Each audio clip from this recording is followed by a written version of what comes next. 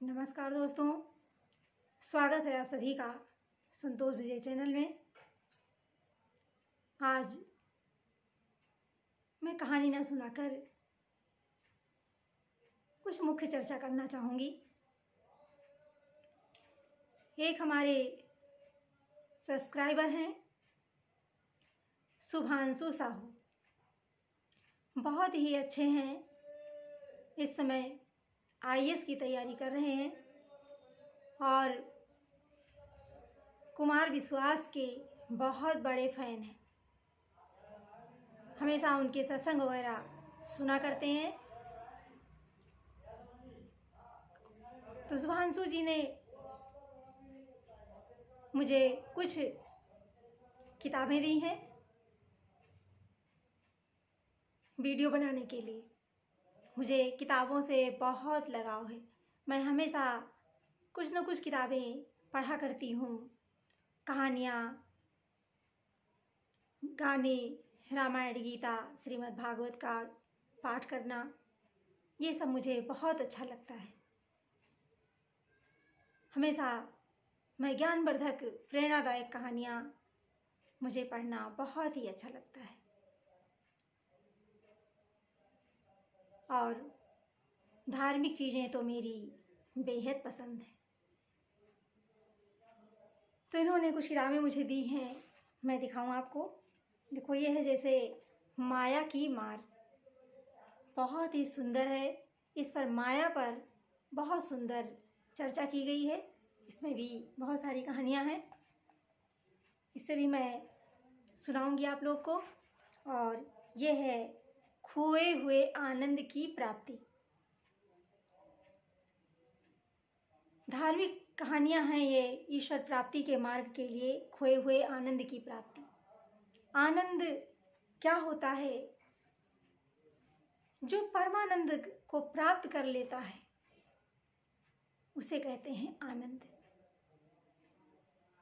जो हर स्थिति में अपने आप को खुश महसूस करे उसे आनंद कहते हैं।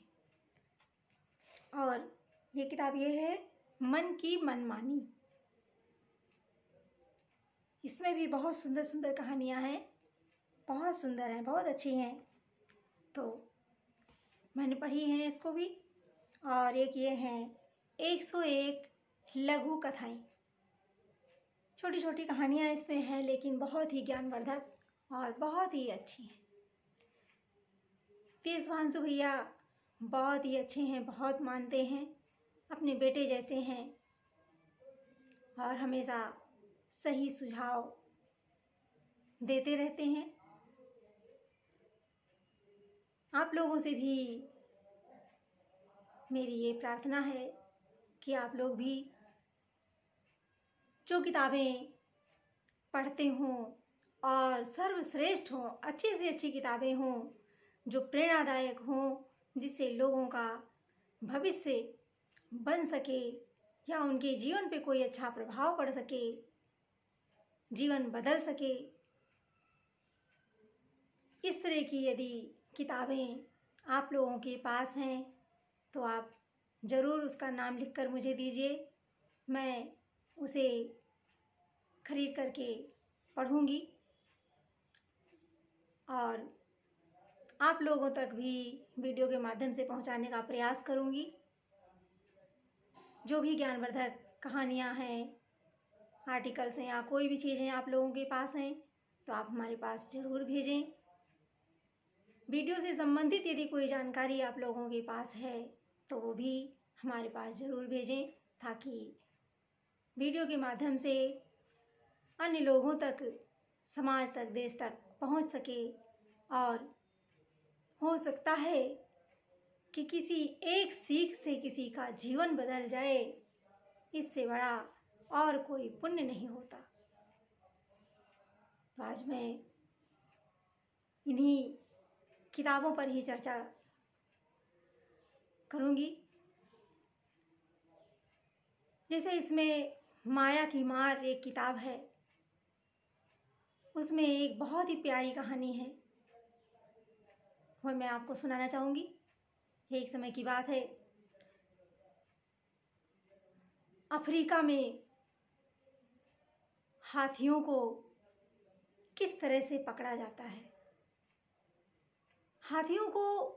हाथी को पकड़ने के लिए वो लोग एक खूब बड़ा सा गड्ढा बनाते हैं और उसमें खूब सारी घास डाल देते हैं और उसे ढक देते हैं। ढकने के बाद हाथी को हथिनी के साथ दौड़ाया जाता है। दौड़ में हथिनी को आगे रखते हैं और हाथी को पीछे। हथिनी को पहले से ही स्पर्ट किए रहते हैं और जब वो गड्ढा आता है तो उसे बहुत ही सावधानी से उस गड्ढे को कुदा देते हैं और वो हाथी आकर के उस गड्ढे में गिर जाता है। जब उस गड्ढे में गिर जाता है तो कई दिन तक उस गड्ढे में पड़ा रहता है, भूख प्यास से तड़पता रहता है। उसे भोजन और पानी नहीं दिया जाता है। जब वो शरीर से दुर्बल हो जाता है तो लोग उसे पकड़ लेते हैं और अपने बस में कर लेते हैं। इसी तरह से हमारा जीवन है। हम अपने जीवन को किसी न किसी लालच में आकर के फंसते रहते हैं। यदि हथिनी के लालच में आगे नहीं भागता तो शायद उसकी ये स्थिति नहीं होती। हम लोग भी यही करते हैं कि सांसारिक माया मोह में एक दूसरे के पीछे भागते रहते हैं, सांसारिक माया में उलझे रहते हैं। जैसे ऊंट कांटे को चबाता है और जब कांटे को चबाता रहता है और उससे के मुख से जब खून निकलता है, ब्लड निकलता है, तो उसे बहुत ही चाव से उसे पी जाता है और उसमें बड़ा उसे आनंद आता है। उसे नहीं समझ में आ रहा कि ये हमारे ही शरीर का ब्लड है, खून है। उसे कुछ नहीं पता। वो कांटा चबाता रहता है और मुंह से जो खून निकलता है उसे पीता रहता है और उसी में उसे स्वाद का अनुभव होता है। हम सभी इस माया की मार में इसी तरह से अपने जीवन को बर्बाद किए रहते हैं। समझ नहीं पाते हैं कि हमारा समय किस तरह से जा रहा है, क्योंकि बीता हुआ समय कभी दोबारा वापस नहीं मिलता।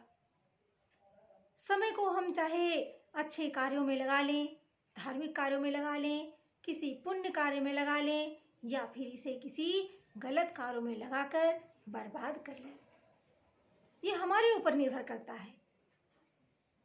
लेकिन हमें इसके लिए खुद सजग होना होगा, खुद ही समझना होगा, सोचना होगा, अच्छी संगति में रहना होगा, अच्छी से अच्छी किताबों को पढ़ना होगा, स्वाध्याय करना होगा, अच्छे सत्संग कीर्तन और अच्छे लोगों के संसर्ग में रह करके हमें अच्छी बातें सीखने को मिलती हैं, तो हमें उसका भी लाभ मिलता है।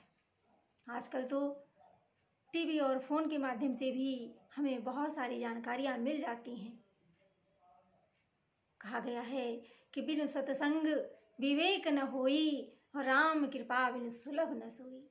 बिना भगवान की कृपा के हमें सत्संगति और गुरु की संगति नहीं मिल पाती। इसलिए अच्छे लोगों की संगति में रहें, सत्संगति में रहें, सच का साथ दें और माया से बचकर रहें।